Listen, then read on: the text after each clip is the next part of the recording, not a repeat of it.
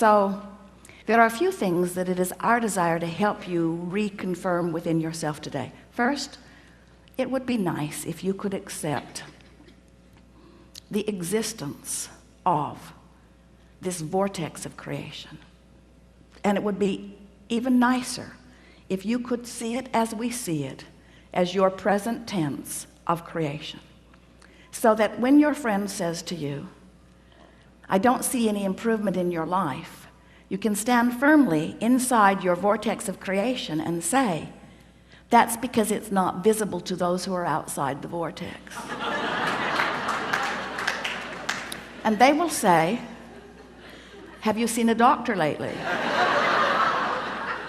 And you will say there are no doctors in the vortex of creation.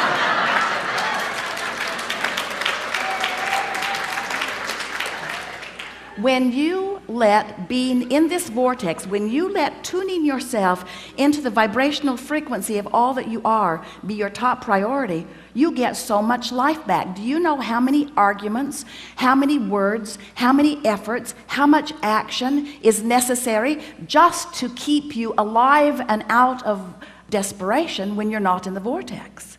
In other words, it's a big effort to live this life when you're counting on your words and your action and your effort to make it happen. It's interesting. You could just have a conversation with one very well-meaning mother about her child that she adores more than life itself, and listen to all of the gyrations that she is going through in order to sort of kind of understand what's going on with her little boy and put it in the proper perspective, when really all she needs to do is step away from whatever's bothering him and away from whatever's bothering her and focus upon something that gives her access to the vortex, and from inside the vortex everything's clear. You cannot lead from behind. And if you are not in the vortex, then you have nothing to give anyone. Sometimes people say, Abraham, it seems like you teach selfishness. And we say, we really, really, really, really do. Because selfishness, let's define it. Selfishness means vibrational alignment with self. And in order to understand that, you got to know who self really is. Self is source. Self is pure positive energy. Self is worthy. Self is clear-minded. Self is healthy. Self is full of vitality. Self is eager about life. And when you are willing to be selfish, which means you are willing to mimic the vibration of self, which means you're willing to release the thoughts that hold you apart from that and practice the thoughts that cause you alignment with that, which simply means you're selfish enough to care how you feel. That's when they call it selfish. People say, oh, you're so selfish, you're pleasing you. And what they mean is, you should please me?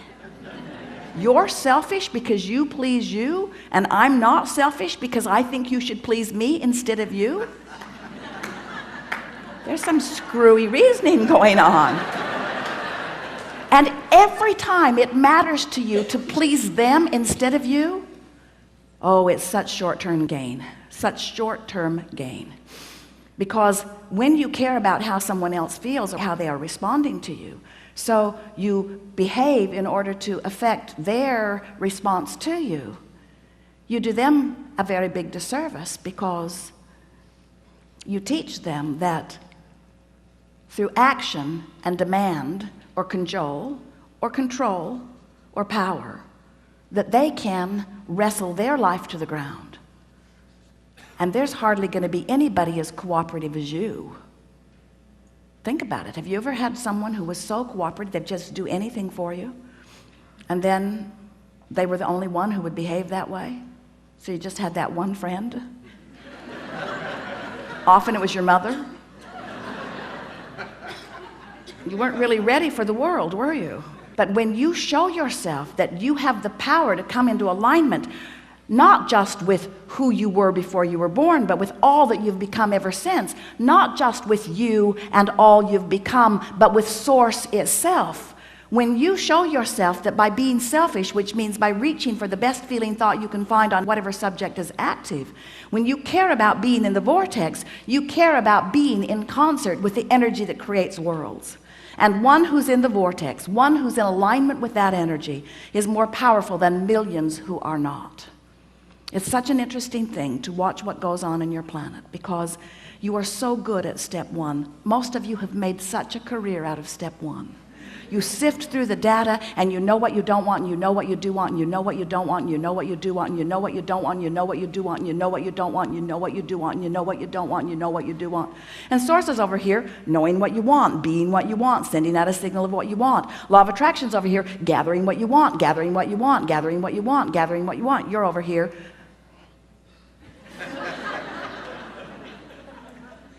That's creating by default. That's going where the wind blows. That's complaining about whatever they're complaining about and feeling about whatever's happening. But when you decide that you're going to take control of your relationship to who you really are, when you decide that you're going to tend to this gap between you, wherever you are on whatever subject you're experiencing, and who you really are and what you know about the same, now life is going to take a new form and shape for you.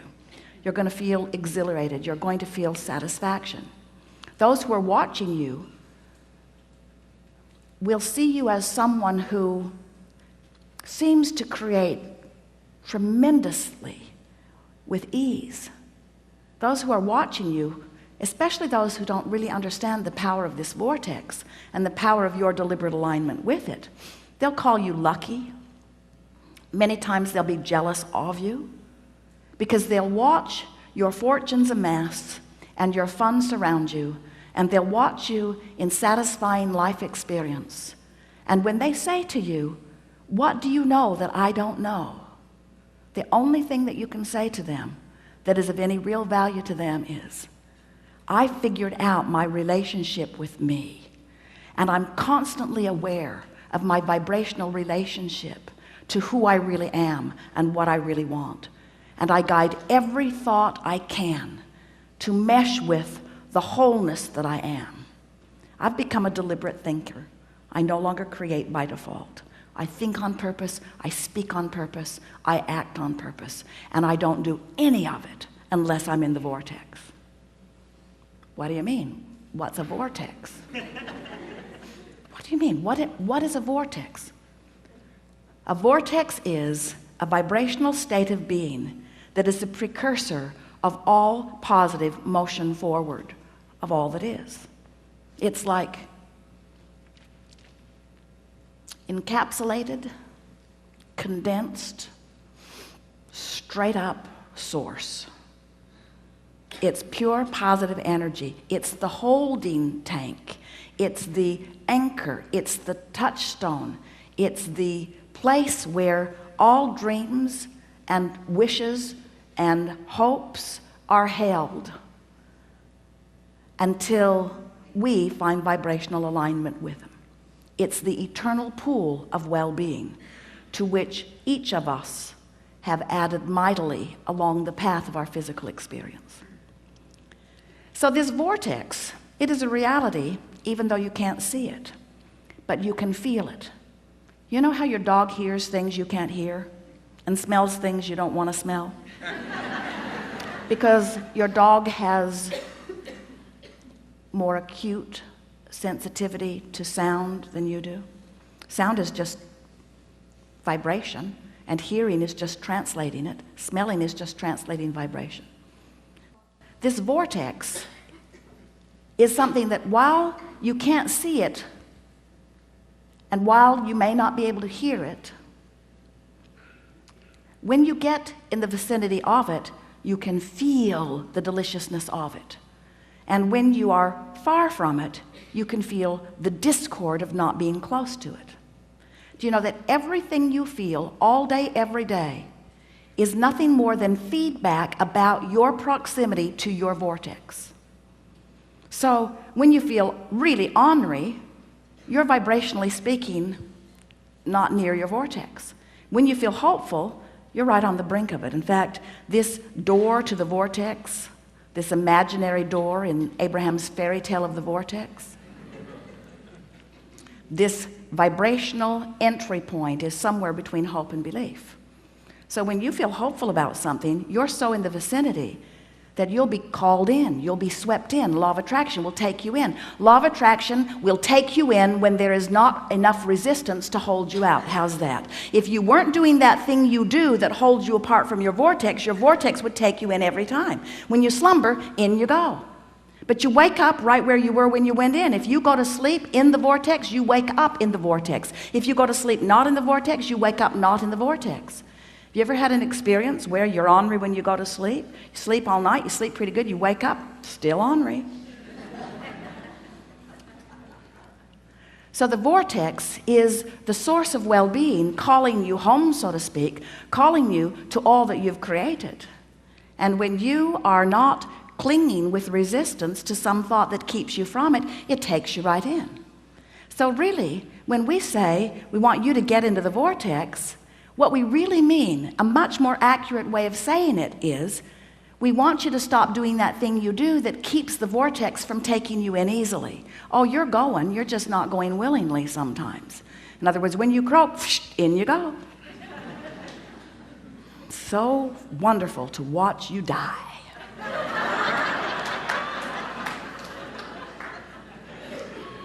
Moving immediately into all that you have become, all that you've asked for. But we don't think you should have to croak in order to be in the vortex. We don't think you should have to croak in order to be what life has caused you to be. So, as we're moving forward today, we're eager to talk with you about whatever it is you want to talk about. And it is our desire to help you to find a vibrational stance, which means a mental approach, which means an attitude about whatever it is that you've got going on. We want to help you soften your resistance, because when you soften resistance, the vortex takes you in. And that really is where you belong.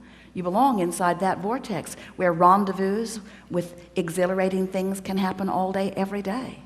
Do you know that if this time-space reality has the wherewithal to stimulate a desire, so that the desire is in present tense already gathered in this vortex of creation, that this time-space reality has the wherewithal to give it to you now. And the only reason there is a gap between you putting it in the vortex and it showing up where you and others can see it and smell it and hear it and taste it and touch it is because you've got more resistance about the subject going on than you do belief or expectation about the subject. That's all. You just got to move yourself into more expectation. So what do you want to talk about? Our primary intent with this work is to connect with those who are attracting this information, and Esther and I are most appreciative of the role of your intentions in this joyous co-creative experience. For additional recordings, books, DVDs, catalogs, or to reserve your space at an Abraham Hicks Law of Attraction workshop, please call area code 830-755-2299 or write to Abraham Hicks Publications at Post Office Box 690070, San Antonio, Texas 78269. Also, for an immediate overview of our works and the wealth of free information available to you, visit our interactive website at www.abrahamhicks.com.